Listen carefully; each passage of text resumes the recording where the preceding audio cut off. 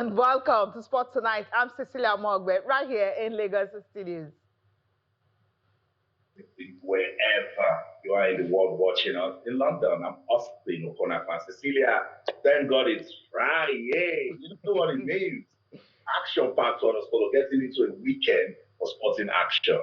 Yes, it's loaded. You know, the London Derby it's on is the biggest rivalry. It will never die. It continues one of the biggest rivalries when it comes to the English Premier League. Tottenham and Chelsea in action this weekend. We'll be talking about that. Of course, Arsenal, the leaders in the Premier League, can they continue that, maintaining that top spot? And Liverpool, will they have the unwanted record of having to lose 5 games in a row for the first time since 1953? We'll be dwelling on that, especially as they play Aston Villa this weekend. And of course, NBBF, yes, the Nigerian Basketball Premier League, it's on, and Rivers Hoopers, for the first time since 2022, they finally lost a game. It's been almost 3 years the last time they lost a game. So it was against Nigeria Customs in the semi-final of the Final Four. But right now in the Final 8, they lost just earlier today by 1 point to Lagos Legends.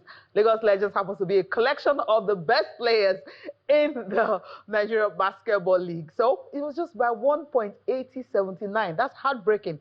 But the thing is, Rivers Hoopers finally losing a game after a very, very long time. We'll talk about Nigeria basketball on the show tonight. And of course, the NPFL actions continue this weekend. We're talking about matchday 11.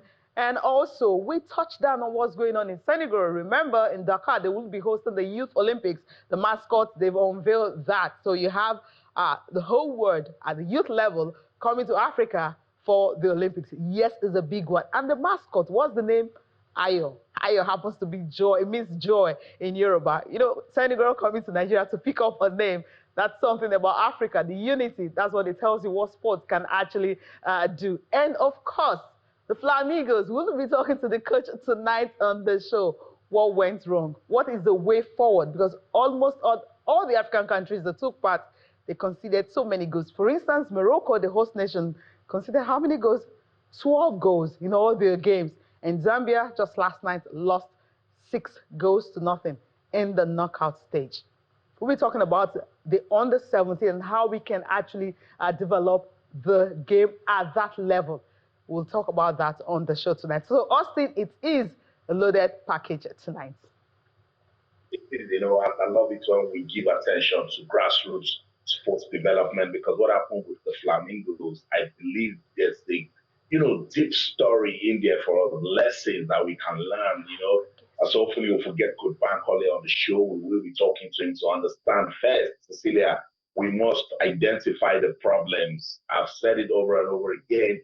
At that developmental stage, it has to be long-term planning, but I understand that we just want to win, win, win. But at that level, we shouldn't be looking at winning. Now they didn't, I think it was two editions, they made it 1 bronze. Last one, they made it to the quarterfinals, and now they even struggle to make it to the round of 16. Something is wrong. When there's no progression, we need to go back to look at the plan. It's probably a faulty foundation. Ain't nothing wrong with going back and start again, So I'm looking forward to that conversation, Cecilia. And of course, the Nigerian Premier Football League will get us talking. Got us talking. So once Coach Bankole Lowokere joins us on the show, we'll definitely be talking the under-17. We'll also be having Fisayo Dairo, chief football writer with aclsports.com. He will also be joining us on the show. And of course, our guest, Babajide Oreva, our sports editor with Legit Nigeria, will also be joining us on the show. So we've got all the guests around, and of course, it is a loaded one. But while we're waiting for them to actually join us on the show tonight, let's quickly talk about the basketball. Yes, Rivers Hoopers, who would have thought that they will be losing tonight, especially to Lagos Legends. They've had that run for a very, very long time. It was in Lagos, right here in Lagos, that they lost in the semi-final. But this time around, in Port Harcourt, where they're hosting, they lost the game. I'm not really excited about that. But sometimes when a team keep winning, Austin, it becomes so boring. So when they lose, and the way how close it was, the energy that went on, especially in the final moment of that game, it shows how, how competitive the league is becoming. I'll just run through the results of what happened earlier today quickly. Kano Pillars and Hoops and Reeds. It was Kano Pillars winning by just 1 point. It was a 1-point game for Kano Pillars. Nine University and Boko City Chiefs. It was 55-77, and of course Rivers Hoopers almost lost to Boko Chiefs. They just won by 2 points last night, and now Boko Chiefs defeating Nine University by 77-55. Coral Falcons and Nigeria Customs was 78-83, and of course Lagos Legends and Rivers Hoopers, the game of the moment, the game of the night, and then 80-79. That was really, really close, Austin.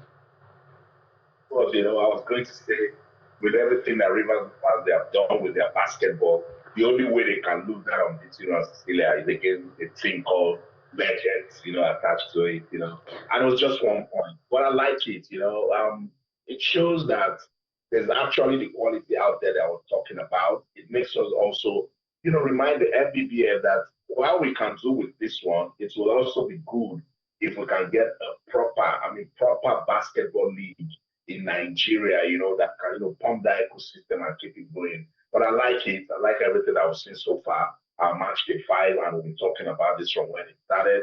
For Rivers supposed to lose in Port Harcourt, still it goes to tell you that they're now feeling the pressure, and every other team they're looking at it like this is the team to beat, So I'll wait to see, how they can bounce back from that defeat. But with basketball, you'll be hearing a lot of Cecilia because what we want. But hey, try to accept it because it's better than nothing. But this isn't the level where our basketball should be in Nigeria, because we have done more than enough to, take it to a level where we know it's a proper system and it can actually be, what we can use to develop the sport competitively. Because I'm not sure I will go to the bar, we know the story.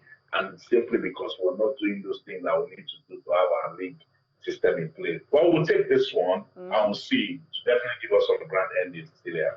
Yeah, definitely. And the game you're actually looking at is the one they played against Nigeria Customs on Wednesday.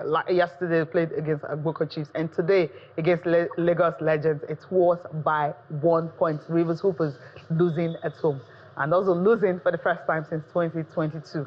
Okay, let's leave basketball and quickly roll over to the big one. We'll talk about the NPFL before we have Coach Bankole. If he's ready to join us, he joins us now. If he's not ready, we'll get straight to the NPFL. That's talking about Nigeria Premier League. And of course, you have match day 11. We'll be getting us talking. For Saturday, you just have 2 games. But on Sunday, you have most of the games will be played. Barrow FC and Wiki Tourists will be in action on Sunday. And Bayelsa United and Plateau United also in action. Academy Warriors and Rangers International. They also have Aimba and Kano Pillars. This is what to look forward to. Ikorodu City will be hosting Kun Khalifat right here in Lagos, and Niger Tornadoes and Abia Warriors will also be in action. Abia Warriors are having a very good run. Shooting Stars and Katsina United. Shooting Stars, their unbeaten run already over. See if they can pick it up again. Ben Insurance and Warrior Wolves will be in action now. This is, you can call it, former Bended Derby, or whatever you call it. But it's a South-South Derby taking place in Benin City, Edo State, Samuel Bemide Stadium. Kwara United and Ramo Stars will be in action. Ramo Stars hoping to bounce back from all the embarrassment they had on the continent. And Rivers United and Nasarawa United will wrap up for Saturday's game. So this is what it's like for you for NPFL. So Bankole is ready to join us now, the coach of the Flamingos as Nigeria Under-17 Women's National Team. Coach, it's great to have you join us on the program tonight. Yeah, I was saying that we need to give him some time to, clear it up. He's trying to come on the show. So when Coach Bankole is ready, we're going to have that conversation. I can see him, he's trying to get it done, just having some tech issues here and there. But let's jump quickly into match day 11 of the Nigeria Premier Football League. You talked about it. There's some important games in there. I'm looking to see how Nasarawa United can keep their fine form going. There's also a big one, Kwara United and Remo Stars, the Harmony Boys. I think they did just enough to, stay relevant. Match day 9, I saw how they dug deep and got that late win against Katsina United. Fantastic goal by Ibrahim Yahya. And then they went to the Cathedral. from 2 matches, they will be hoping to consolidate on that result when they take on Remo Stars. Bendel Insurance Warriors, that's a South derby. The Warriors, they've shown that they can go away from home to win, particularly when they went to Aba to beat Aimba. I was like, this team, they're telling us something. At the start of the season, they went to Katsina United to pick a vital away win. So that is I just want to jump to it. They are going to beat your Bendel Insurance, but stay there. Just give me time. Conversation. Ikorodu Khalifat is a tricky side. Khalifat, they're beginning to get their momentum. I think that win over Kano Pillars did something good to them, but they'll be beating themselves that they could only pick 1 point. What I did, tap on the screen, go to that my community. Okay, we're trying to get Coach Bankole to be ready for us. You know what technology can actually do. I believe you can hear him right there, trying to join us on the show tonight. When he's ready, we'll definitely take him up. And of course, Austin was talking about the NPFL games for this weekend. The big one, Warrior Wolves and Bene Insurance. When these two teams meet, it's always big. It's always very huge. And of course, you have Aimba hosting Kano Pillars, another big game to look forward to this weekend. With Kano Pillars, they are poor on form after what happened, the car incident that happened, and they don't play at home anymore. They lost woefully in the last game, but against Aimba also lost away from home 2-1. They lost away from home to Plateau United. How they can actually bounce back since now they're playing at home, hosting Kano Pillars, who was still not in the best of form. And Austin, overall, I think the die is actually cast. And of course, these teams, when it comes to NPFL, the earlier you pick up your points, the better for you. Because once it gets to the later stages, when the league is when it's wrapping up, that's when some boardroom issues and so many other issues will start happening. But once you pick up your points early, you're sure and guarantee that you can actually win the league. That's what Remo Stars did last season. And we're seeing some teams like Abia Warriors, they're trying to pick as much points as they can early. So by the time it's the middle of the season, they know that, yes, they are sitting pretty cool right there at the top or second spot. We're not getting into match day 11, and you can start telling those things that want to, get into the conversation. And we've already seen it. Nasarawa United, despite losing that unbeaten run, you can still see that they top the table because they have done so much to gather points. Also, not doing badly. So imagine if they take this form into match day 18 and the first stanza looking pretty on the table. What am I even saying? Shooting Stars did so well at the first stanza last season, and then came with the second stanza and started struggling. But the result, and you do so well, then definitely you will, be getting into the proper conversation. See Aimba, for instance, they must do something fast to salvage their season. Otherwise, they might not make it to the continent again for, I think, the second time in a row. So that's not good for a big team as a People's Daily fan. But I completely agree with you that, yes, this is the time for teams to start, showing that they want that level where we can say, okay, this team, they really know what they're doing. I've mentioned Warrior Wolves, they're not doing badly for a newly promoted side. They've gone away from home and they've picked points. Khalifat also got us talking in good ways. Bara FC, newly promoted team, defeated Kano Pillars just two days ago to show that, look, here to just, come fill in the numbers. Yes, we're just coming into the league, but we can put in some good company. Ikorodu City will definitely get us talking this season also. And they're showing that sort of, clout that a big team should have, to get into the proper conversation. So let's see what will happen. But I think Coach Bankole Uluokere is ready for that conversation. I see him struggling with his I'm never gonna have that conversation. Good evening, Coach. Welcome to Sports Tonight. Good evening, Charles. Have you on the show. I'm sure it's time experience at the FIFA Under-17 World Cup in Morocco. You'll be like, where did we get it wrong? Where did you and your team get it wrong? Honestly, it's a whole world of experience for me. For the first time, I get bashed. Since I took over the job of Under-17, I've been wiping the people that they have World Cup. This time around, it's not funny at all, honestly. I remember my first entrance at the World Cup. how I was bashing people 4-0, 3-0, but this time around, I'm at the receiving end. It's a whole lot of experience, and honestly, it's a whole lot of experience for me and for the girls as well. Now, that's football for you. Football is with a curved road. It's never a straight road at all. So I've met it, I've experienced it. It's just for me to show in future what I've gained, what I've learned over time. Thank God of me when I started from Lagos, from the street of Lagos, of Challenge Kids Cup. And it's not just a one day something. So I think I have stepped to still move ahead. There are people ahead of me, I want to catch up with them. So the journey has just started. Thank you, and I'm so proud of you. I always tell people when I see, I say, look at Coach Bankole. He started with the Channels International Kids Cup. So we're part of your journey, and I'm proud of you. But you had a taste of your own men's team. You go to competition and you beat team, and now you have that same experience. But let's talk about the mistakes, because you probably made some mistakes. The goalkeeper, for instance, that did so well during the qualifiers, coach, you dropped some players, brought some that, do you think that your team selection was part of the problem? Not at all, not at all. One thing that I want everybody all over the world to understand is under 17 is a developmental program. And let me just talk about that area very, very key, because I need to put the record straight and to people that don't understand what really happened. Since 2020, I took over the job of under 17. Goalkeeping area is a very sensitive environment.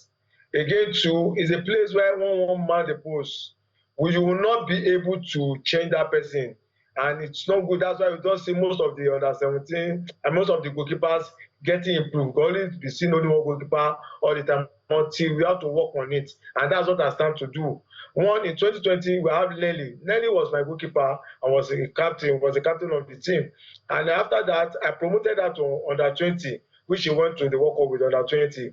And with the India team, I have Feto Minano. Feto Minano was the only one that kept qualifiers, kept clean sheets, and then went to the World Cup too. And I promoted her to under 20, and she went with the team to Colombia to be part of the under 20 World Cup. And then we have Ijoma, who went together to Dominican Republic. And then we went to Wafubi. She kept all the qualifier matches. She kept all the World Cup matches. She kept all the matches at Wafubi. And we have other two goalkeepers there who have been deputizing for him. I mean, for her. For Kara now, those ones need to be developed. If those people goes away, if she goes away, who take over? And again, talking about that goalkeeper that kept at the World Cup, the one that kept the first two matches, I'm telling you, only God knows what went wrong. This is the goalkeeper. Most of the players that I selected, I picked them from the National Sport Festival that just ended, because I see that most of them are students, they are young coming, and we have to build the future. Because with them, I know that there's future for Nigerian football. So the goalkeeper kept 6 matches without conceding one single goal. 6 matches. If we talk about crowds, if you remember that match final of festival, crowd all over, both in and outside of Abeokuta Stadium. She stood by her way, and then she kept the game even to the penalty situation. So it's a girl that has come over age, but unfortunately, you know, things happen sometimes you might not understand. Even in coaching, sometimes you might be getting it right, one of the points you might get it wrong, but you must fix it back. That is the point. They must fix it back. The girl, she's not a bad one, but we have to be a change. That must be developmental. That's the only one I want everybody to understand. That must be developed. There's another thing I can't say on the TV station now that people might not understand. I can't say it now. And that's what I'm trying to work out. Let's do it right. Let's do it right. And you have to start from somewhere. I carry the cross on that. We must do it right. And if you check out all of those girls that are from secondary schools, most of them are picked from the principal's cup. Most of them now they've gone back to school. After we turn back today, their school has come back to come and pick them. So let's do it right. We'll come back. Ready. She's wants to join the conversation. We'll come back to you, Sports Tonight on Channels Television. Let's go on this week. When we come back, our coach Bankole will tell us that thing that he doesn't want to talk about. Don't go anywhere. Stay. Welcome back to Sports Tonight to the award-winning Sports Loving Channels Television. We have the coach of the national under-17 women team, the Flamingos coach, Bankole. Let's take the conversation to Lagos. Cecilia is standing by to Coach, I mean, Austin asked you about the goalkeeper who actually kept all through the World Cup. But I think you didn't answer the question of the girl who was responsible for the qualifiers, the goalkeeper you used during the qualifiers where Nigeria had a very, very good run. I think that's what we're trying to understand, why you had to drop her and then you pick another one who was not part of the qualifiers to be your number one at the World Cup in Morocco. Again, I said, and I will always lay emphasis on that, is developmental program. When you have a goalkeeper who have been to the World Cup, who have seen the experience, who has gone to WAFU, this West African tournament, who have gotten experience, and again, who has played qualifying matches, and who she's still most useful for the under 20. And we see the other two goalkeepers who are deputized for her all through. What will we be running through the mind of those two goalkeepers? Is it that they are not relevant? Is it that they don't know how to keep? Is it what? So being a father, I just have to think from that. How will I be giving money to one child, about pampering one child and leaving the other one? How is it going to feel? Yeah, so they're going to feel dejected. Yeah, so I have to think of why that this one too needs to be developed. If I didn't develop her, nobody will be talking about her today. Yeah, Coach, do you think you were being sentimental in that aspect? Because usually you want to stick with the players who were all through on the qualifiers and not drop them when the campaign is starting. Do you think we were being sentimental in terms of, picking? My dear sister, there is more to that. Okay. There is more to that. Yes, because I find out that some of them, they are almost close to the age. And when I have the younger one that can develop, I'm talking about future of Nigerian football. Okay. And when those ones, they've been to World Cup, they play World Cup before. How will I be repeating again and again? And the other people need to be developed. Aside this one that I picked to the World Cup, there are still millions of them who are even still good that are outside there. They are looking for people to be able to bring them to the limelight. So these ones are one of the lucky ones. Okay. And other ones, if you bring Nigeria together, you can select more than 3-4 teams that will still represent Nigeria. So why will I be repeating the same thing all the time? It's even very difficult for me to even add 2-3 other people that are still there. Because these ones, okay, look at Joseph Quinn. Joseph Quinn was part of the under-17 last year. She was dropped because she was a bit not up to that age. I think she was 14, 15 years or thereabout, 14 years. But today, look at her at the World Cup. She won the most valuable player in one of the match. And then she was one of the outstanding players because she took time to understudy some of these players. It's just unfortunate that some of those things happened. But you see, it's football. It's football. It's not only in Nigeria alone. Look at all of us that went to the World Cup. Look at the countries. But when it comes like this, when it was sweet, nobody is seeing these ones. But because we want to do it right, everybody is talking now.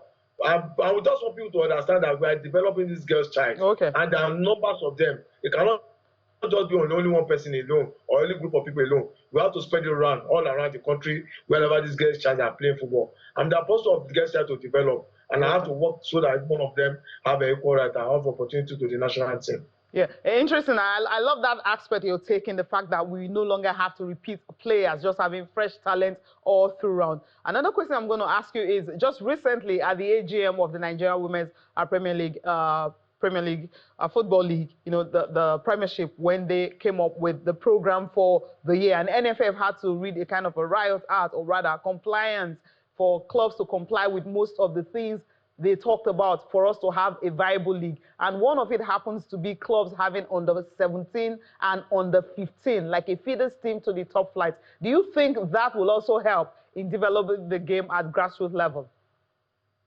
Very, very well. If you follow me up, if you follow my program, thank God you are much part of me. When I was with Nigerian, when I joined Nigerian, I prepared the team. That 2022 squad you saw was built around that team that went to that World Cup. When I was recruiting, I recruited players from the academies, from age of 13, 14 years. They were all around me playing. Okay, I think network issue is actually there. It was going to dwell more on how I was able to pick that team, that won a bronze medal in India. Remember when, the celebration was everywhere for Nigeria to get up to that stage. And the build-up it started with on the 13, on the 14 level. There was a build-up to that success. And that's actually what we want to see. So we're just hoping the academy to feed up the gap. maybe some of those players travel to abroad, or maybe they have to shift to another team. They don't need to be, transferring player, looking for big money to buy player. They can always look down to the pool of the player they have from under 17 and under 15 they have. So it's a good development. It's a welcome development, and that's greatly going to help the work at the national team, because I wish you've been on ground before. Some of them, when it comes to the national team, you have to start all over again. You have to start all over again. You have to start from the basics. And you see, when they have been doing a lot of things from the academy, coming to national team will make it more easier for any coaches that want to be that want to recruit some of those players. So it's a welcome development, and it's going to be it's going to come a long way to help the development of the game, and then to balance up good football in Nigerian female league. All right, Coach, I want to thank you very, very much for finding time to join us on the show tonight. But before we let you go quickly, I mean, what are the way forward to actually have a viable grassroots program really for the national teams? I can't get you clear. What are the way we can what are the ways we can have a viable grassroots program for the national teams? Sorry. Come again. Coach, she was just, Cecilia wants to know, what can we do to have a productive grassroots program for women's football in Nigeria? Just as you said, going to Morocco, I saw a lot of things. You first of all talk about facilities. You cannot develop football without facilities. You can imagine sometimes teams have to line up, about 7 teams have to line up to train in one particular facility. What kind of development you want to get? How many minutes you want to use for your basics? But when there's enough facilities all around the country, that's number one. And then to encourage the guest child as well is another thing, because from this part of this world, sometimes still, even when we started for the boys, they look at it as for the dropouts, for the lazy ones. But now there's money in football. So again, they need to be encouraged, not only for the boys alone, but the guest child too. It's money. Either you go to school, either you go and learn work, either you are playing football, you want to make money. So they need to be well encouraged. But most importantly, they must have the equipment. And then the people that has what it takes in terms of finances should come out to come and sponsor. Because you cannot play this football without money. They need money, they need to get equipment, they need to get to get other things, and the enable environment for them to play football. There are a whole lot of things, but people that are involved, people that knows what it takes, need to come into the football, the female football, to come and join hand in developing the female football, both on the league and on the grassroots as well. Awesome. Thank you so much, Coach Bankole, for your time on the show. We wish you all the best. Let's not give up on the team. The under-17 is very pivotal, is vital, is important for football development in Nigeria. So let's put together our lessons learned from Morocco and see ways we can, take it forward from there. Thank you. Thank you so much. And one thing again, I want us to know, there is a difference between winning mentality and developing football. This is the one area that we don't separate. If you want to win, yes, you are developing. You have the mindset of winning. But when you are developing, you are asking for winning, then cook ways will come in. You want to cheat, a lot of things want to come in. So I don't want us to force us to start doing things in the wrong way. When you are developing, you are developing. You want to win, then you have to find a way to but not one understanding that when you are developing, you cannot win. You can still win. So, Coach, this angle you are taking this talk tonight, if I enter there with you, we are not going to end this show. No failure. So thank you so much for your time on the show. All the best. Cecilia. Thank you. God bless you. All right. Thank you so much, Yes, Coach. Yeah, I love that final part, especially the how to do it. If you want to win at all costs, you know what to do to win at all costs. But if you want to develop, do the right thing, you definitely do the development. We've seen players coming across from under 17 up to the national team. Most of them right now are, AFCON winners. Most of them have gone to the World Cup. So that's what we want to see, that progression, that success for the players. And of course, he mentioned one thing, facilities is key. And when he mentioned that, I remember how clubs used to queue at Mobolaji Johnson Arena, because that happens to be the only stadium in Lagos that is playable, that has a good playing pitch. So you can have four clubs playing in one day. So sometimes a game for 4 p.m., Austin, they will move it to 12 noon, and you as a press person, you're thinking, oh, that game is for 4, and you get it. Say, sorry, they finished the game because you have 2 other NPFL clubs and NNL clubs lined up to play in that same stadium. That's the situation we have in Nigeria. Pretty funny, right? Sad. Okay, so facilities is actually key. So let's leave that. I don't know if Fisayo Diary is joining us on the show. If he's ready, we'll have him. But yeah, okay, if he's not ready, okay, so let's just go straight to the English Premier League. Yes, Austin, this weekend, is for you. In London right there, you're having Chelsea and Tottenham. And of course, it's a late game at 5:30 p.m.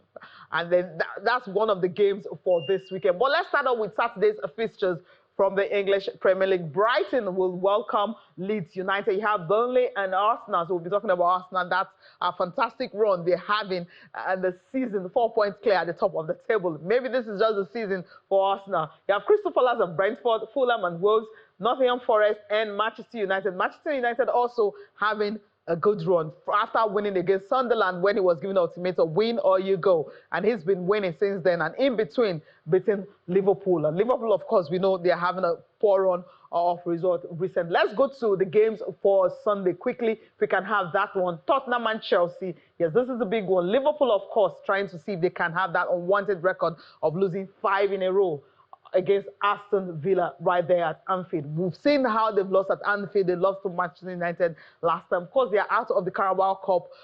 Could I believe that? How they lost to Crystal Palace 3-0. They could not score any goal. West Ham and Newcastle will also be in action. They have Manchester United and Bournemouth wrapping up the games for Sunday. So now, let's talk about the London Derby, Austin. Maresca. What will he do differently? He's having fun, right? He has to. That's a game Chelsea, should I say, is condemned to win. They must find a way to pick themselves back up. That defeat, to Sunderland at the bridge was it's difficult for them to even understand how that happened. So, but interestingly, right here, persons aren't even really looking forward to this game, Cecilia. And I'm saying it's a London Derby. Tottenham isn't doing badly.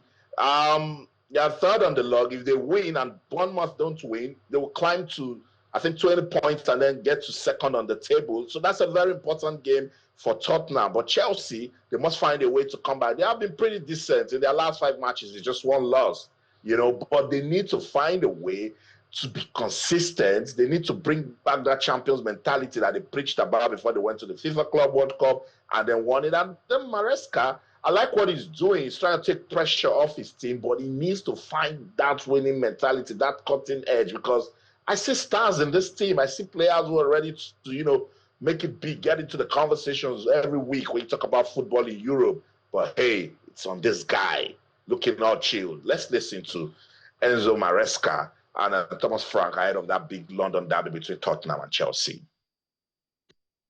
Anyway, I spoke with Liam, but Liam he knows everything. He's aware of the situation. He knows that he made a mistake, and full stop. No more than that. Problem is that when I say that there is no concern about red card, no concern. If I say that we need to avoid red card, we need to avoid red card. I say what I think is correct to say. Sometimes we had red card that was difficult to avoid, and sometimes we had some red card that we could avoid. Tottenham, I think they are doing very good. They finished last season winning the Europa League. They start very good this season, and also because it's a derby, for sure will be a difficult game.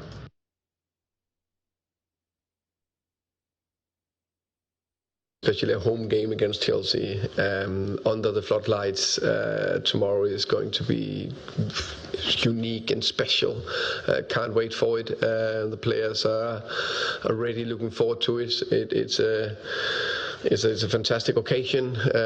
We need the fans behind us. I know they do everything they can to to try to create even more noise, make it this very difficult place to play. And as I said before, it's between us and the fans. It's the best clubs, the best teams. They're united. They're together in good times and bad times. We need to perform. We need to create energy. Can we get energy off the fans? Then it's like so positive reinforcement, and that's what we need to create tomorrow. I'm really looking forward to it.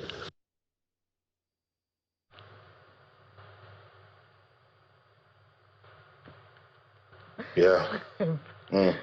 Cecilia, did you see what Enzo Maresca? Did you hear what he said?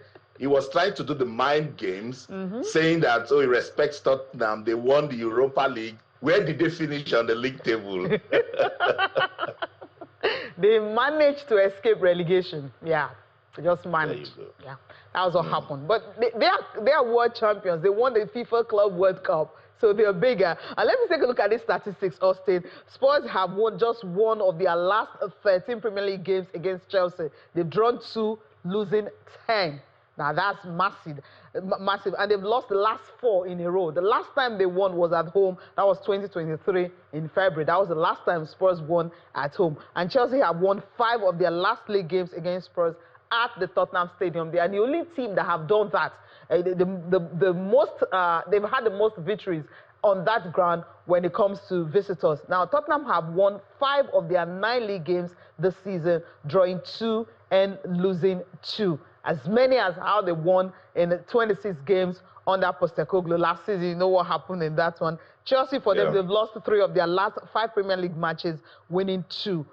More than they lost combined, in the previous, the first 16 games that they played last season. And of course, in just 30 season, the Blues have suffered 4 defeats in their opening 10 games of the season. That was in 2015, 2016, and 2023 and 2024 season. 2015, 2016, they lost 5. 2023, 2024, of course, in their opening games, they lost 4. So they're having a good run right now. So for Maresca, that mind game, I don't know where that is coming from, but then statistically, it shows that they are definitely the team to beat, and they are favorites for that. But remember that he's returning back for Spurs. He says he may not play, but then they are all available, for selection. There's also Destiny Udogie, who is also available for selection. Wilson is also back, is also available for selection. So his spot for choices now, no excuses of injuries. And Chelsea will need to avoid the red card, right? Liam, his first game back, I think it would be... I just hope we'll get to see goals. Some of the fans are predicting it will be a drab game. Some people believe Tottenham will play stiff football, and so we might not see goals. But I think we're going to see goals. And for Maresca, he's probably looked at the league table and said, Tottenham, they have 3rd on the log. Chelsea is 9th. So probably that's why he's giving them that respect. But momentum actually is on Tottenham, Cecilia, and they're playing at White Hart Lane. So let's see if they can make use of that advantage. But the team that is on fire right now, Cecilia, is Arsenal. Yeah, Arsenal, Arteta, and of course, he's ready for Burnley, but it's a team he's not taking them for granted because he wants to stay focused and see how they can maintain top spot. He's just looking behind. He's not looking above because he's right there at the top. Let's take a listen to Arteta as the host of Burnley. Of urgency, the concentration, the focus, the ambition that we are showing every game, and every game brings different challenges. Sometimes we have to be very patient. Some of the times we have to have a different approach, and the game against Burnley is going to be really tough. They are extremely well coached. I know it's called really well what is done with the club and with this team. It's formidable. And when you look at all the games that I see, 5 of those, the last games that they played, very, very tough team to beat. But more than ever, I think the level is increasing year after year. Better structure, better organization, better decision making from clubs. Managers, better players, so it tells you the difficulty of that. And when I look against big teams, the way they have behaved and how they have earned points or lose points, it's for very small margins, and that's the reality in this league. Listen, teams are getting better, Austin. I mean, he nailed it right there. Teams are getting better. Management's getting better. They're buying players, so there are no small teams anymore. Arsenal may have had 22 points from 9 matches, goal difference of +13. It shows you how big they are. But Burnley, when you look at them, they are not far back because they are just 10 points. Yeah, 10 points from 9 games. 9 games, you would say. That's why when people are making analysis about the Premier League these days, I just wonder, and are they forgetting that we've been through this before? It's just 9 matches that we've played. There's still so much football to be played. You know, so no disrespect to Arsenal and what they have achieved, you know, at the start of this season. Are you forgetting Postecoglou and Tottenham, how they started so well, but how did they finish, you know? So I think, yeah, I want to agree that teams are getting, you know, more strategic. Teams are now understanding what it means to, you know, have a proper start and then build momentum. But it's just match day 9. It's just match day 9. There's still so much football to be played, you know. So let's talk when we get to... Let's talk when we get to 2025. Then we'll now look at, you know, where you're coming from, where you are on the table and your remaining games, and then we can judge. I like the focus that Arteta is giving to his team, and he knows now that the squad depth is what is working for them. This is what the fans have been saying since. But now Saka is injured, nobody is worried. Odegaard is not available, nobody is worried. 2-3 seasons ago, those 2 names I've called, if they are injured, Arsenal season is done. Now they have that depth in squad. That's what everyone has been waiting for. Now, quickly, let's talk about Liverpool and Aston Villa. Liverpool are not breathing at all. They won't be able to breathe because of what is going on. They are out of the Carabao Cup, and now they'll be facing Aston Villa, who happens to be another troubled team. Now, Liverpool have won 6 of their last 7 games, home games against Aston Villa, drawing just 1. But they've been winless, you know.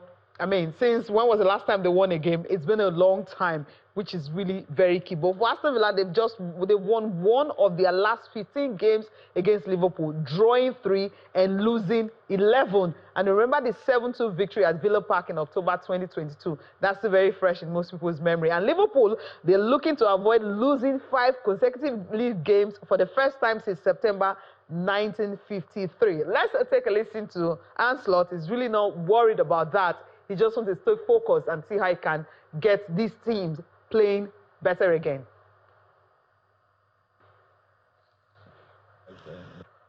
Maybe learning comes then a little bit later, because now you're mainly focused on how can I change, and you always evaluate the decisions you've made, the choices you've made, or the things you've done afterwards. And my focus is now not so much on trying to look back on what has happened, but more on how can we get a very good performance on Saturday. And so yeah, maybe the learning part is going to come a little bit later, but for now the focus is on the future and is on how can we get a good result, or at least a good performance against Villa, because normally a good performance from this quality players leads to a good result.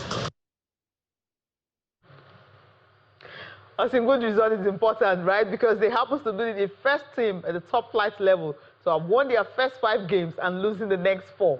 They made history already, negative way. This is the same league. That's what I'm talking about, that you can never just predict. I was just saying that with Arsenal, let's calm down. We would have thought that Liverpool, after winning the league and the way they consolidated and brought players in, that they will be going through this. That is football where anything can happen. It's so unpredictable. But yes, that's all Arne Slot can do. Just hope for a good result, because they're playing against a tricky Aston Villa side. And you know Aston Villa, when they meet these big teams, when they say Arsenal, Man City, Liverpool, Man U, you know Aston Villa just puts up that champions mentality and then go on to win. Interestingly, they are both tied on 15 points, but Liverpool is just right ahead because of goals difference. They're 7th on the log. Aston Villa, they are 8th on the log. That game would be a very interesting one, Cecilia, and I'm sure we're going to see goals. I think that's where the curtain falls on this edition of Sports Tonight on Channels Television. In London, I'm Austin Okonakwan. In everything you do, remember, let's keep talking sports. Bye for now. And in Lagos, I'm Cecilia Mogbe. Thank you so much for watching. Have a fantastic weekend.